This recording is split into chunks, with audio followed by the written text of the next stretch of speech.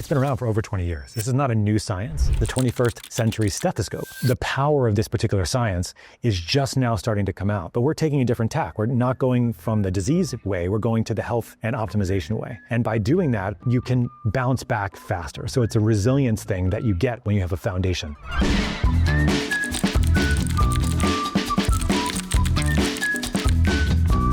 Hey everybody, Boomer Anderson here, CEO of Health Optimization Medicine and Practice. I'm Dr. Scott Sherr. I'm the COO of Health Optimization Medicine and Practice. I'm also an internal medicine physician, and I specialize in hyperbaric oxygen therapy. HBOT, hyperbaric oxygen therapy, super trendy right now. Dr. Scott, isn't it just Redox? In the end, that's what it is. And that's actually what's got me really interested in the work that we're doing at Health Optimization Medicine, especially in metabolomics. I met Dr. Ted, the founder of HOMeHOPe, the founder and the pioneer of Troscriptions back in 2017. When I told him I did hyperbaric therapy, that was kind of my main specialty, and I still do a lot of that work. He told me that I was just doing Redox. And I looked at him for a minute. Were you offended? I don't know if I was offended, more just aghast that he actually whittled down what I did in one word, just about. And so, but that actually kind of got me on this path where I had realized earlier when I started clinical practice in hyperbaric medicine back around 2012, 2013, that there were some people, especially if they were sicker, we put them in a hyperbaric chamber. They just felt absolutely awful. And you'd think sometimes they feel a little bit better, then they get a little bit better, a little better. And then at the end of their protocol, they'd feel okay, but then they'd relapse like 3-4 months later, maybe even earlier than that. And I was trying to figure out why that was the case. Once I met Dr. Ted, it became very obvious to me, right? Is because when you have somebody that's very sick, that has a lot of inflammation, they have a lot of oxidative stress, they have a lot of deterioration of their redox pathways, their capacity to detox, capacity to make energy, that you can't see the benefit of going into a hyperbaric chamber, because in the chamber, you're increasing the amount of oxygen in circulation by a huge amount. And that huge amount is supposed to go to your cells in the mitochondria to help you make more energy, but energy is not free. Just like most things in life, right? As the song goes. And so when you make energy, you make waste products of energy metabolism.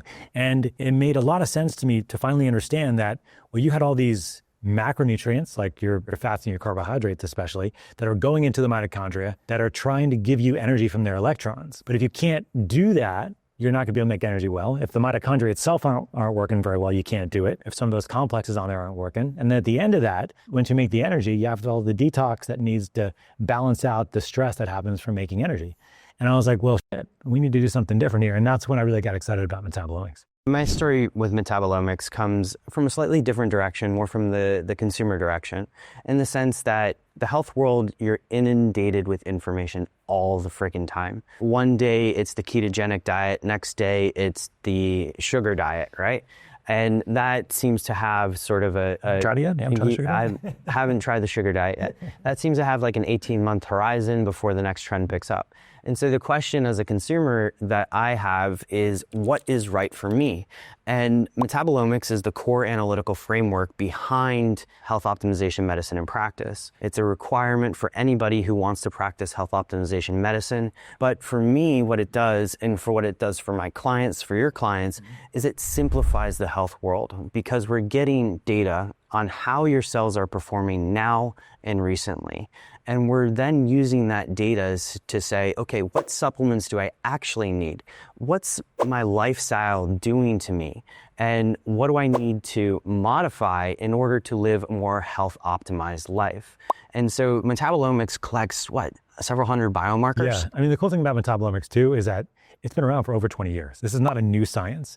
It's just now hitting the mainstream as it is, because it takes about 20 to 25, sometimes 30 years for things that work a lot of times to actually hit clinical practice, because it takes that long for doctors to sign up and sign on to it, because it's not a simple process. I mean, I learned all this stuff in medical school. I learned all your citric acid intermediates, all your pathways, all your antioxidants, and all these enzymes. But as soon as you learn it, you forget it, because it really doesn't feel like there's any clinical application. But the cool thing about metabolomics is that you can measure what we call intermediates, all these various stages in the cycle of making energy. How well you're processing your macronutrients, how optimized are your micronutrients, like your B vitamins or your minerals. Don't forget about those heavy metals. Don't forget about heavy metals, right? And how those might be mucking up the system, right? And so you can look at all these metabolites, we call them, these small molecules. You can look at things that are coming from the outside of the world, and also the things that are coming inside your cells and how they all kind of come together. right? Because if you're looking at genes or your transcriptome or your proteome, that's not really looking at what's actually happening from an environmental perspective too. They're really the only level where you can look at both what's happening internally, along with what's happening externally as well. So like from your food, your microbes, toxins, pollutants, you can see all evidence of this on the metabolomic side. So we crunch all of this information and we actually balance it in a networked way, which means that we don't just take one vitamin and just supercharge you with that. We give you a network level of all what you need, and then we balance that all between 21 and 30 years of age, so your optimal levels.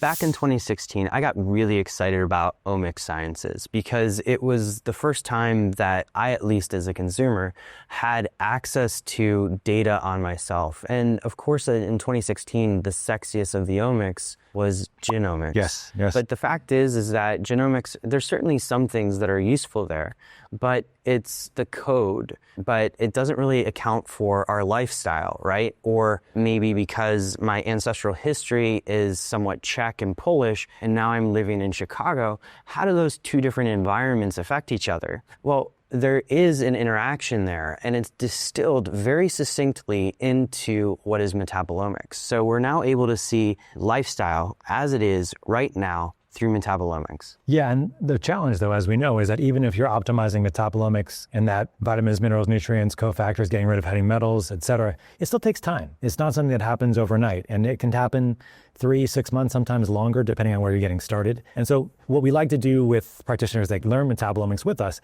is actually give them that kinder cycle. And we have a very specific way that we like to present the material in a cohort style, where we meet with our students for 12 weeks, once a week on a virtual call to discuss the lesson of the week. We talk about case presentations, journal clubs, and we have it as a way that really make a community. And that you be able to go back and forth with thoughts and ideas. And we had a case just last night to talk about. We're talking about metabolomic data, talking about real world issues with sympathetic overdrive and everything else. And there's always a lot of things that are going on with people. But in the end, what we do at Health Optimization Medicine in practice, along with metabolomics, is we try to set the disease aside, knowing that most people have some sort of disease or condition, and just focus on optimizing the health of the system. And that's the difference with what we're doing with metabolomics, because it's actually been called the 21st century stethoscope. That was a paper that came out in like early 2013, 2014, that timeframe. The power of this particular science is just now starting to come out. But we're taking a different tack. We're not going from the disease way, we're going to the health and optimization way. And by doing that, by building a foundation, this is what I tell my patients all the time. I say, we can build your foundation of health so everything else gets easier. So if you do get sick, or you do have stress, or you do have things that are going on, you can bounce back faster. So it's a resilience thing that you get when you have a foundation. There's two C's there that I want to touch on, cohort and community. And so if you think about community first, and community to me, this health optimization community that we're building is all about that perspective shift of shifting people's perspective from disease to health. What we're building really is the standard of care of health. And what you find in people that join these courses, these cohorts, is that they're, of course, in it for the education, but what they stay for is that community, a community of like-minded practitioners who all sees the world in that sort of perspective shift of health first. You join for the cohort, you stay for the community. We do cohort classes, which means you get together with soon to be 20 of your best friends. We keep those cohorts pretty tight because we know that low instructor to student ratio or student to instructor ratio is really helpful in passing on those learnings. And so it's 12 weeks of meeting once a week. We get together, and there you're going to be taught by Dr. Ted, Dr. Scott, people who've been practicing health optimization medicine for years, or in certain cases, decades. You're getting those clinical pearls every single week. Not only that, when you graduate, of course, you'll take the final. And I have to tell you, as a person who's done many courses, the final isn't easy. It's open book, but it isn't easy. But we don't want to just sign off on anybody getting certified. You also go through what I'm calling an internship. So if you're a person who's sitting there and saying, well, I'm not sure if I'm going to be comfortable after 12 weeks presenting this information, you actually get a preceptor who is going to guide you through your first 3 cases. And that gets into a little bit of like how to convey the information to the client, what information or those clinical pearls that those of us who have been practicing for a long time have observed and put into our practice, and how you can really put that into practice yourself. So that cohort aspect of it also extends into that internship, so that when you graduate, when you get certified to practice metabolomics, you're actually ready to kick some ass. So it's a really intricate coursework that we've put together.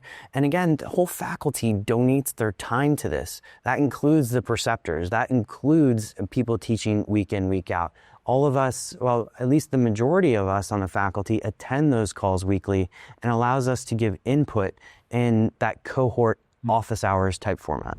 Yeah, and we have all different types of students that join. We have people that are doctors like me, and healthcare practitioners like Boomer over here. So there's no requirement to have a license to be an MD, DO, DC, things like that. Of course you can, and we absolutely encourage it. And that's kind of my perspective, which was, well, can we give people that have these licenses another way to support their practice? Whether you're a nephrologist or you're an acupuncturist, or a dermatologist. We have a number of dermatologists recently that people are coming in for their skin, but we know that a lot of things that are happening on the skin are because of your gut and other kinds of aspects that can be optimized. And so all comers are welcome. The major requirement is that you're interested in learning, and that you have a knack, or you're okay thinking about, maybe I can learn some biochemistry here and there, So cool. Yeah. So let's wrap things up now. Yeah.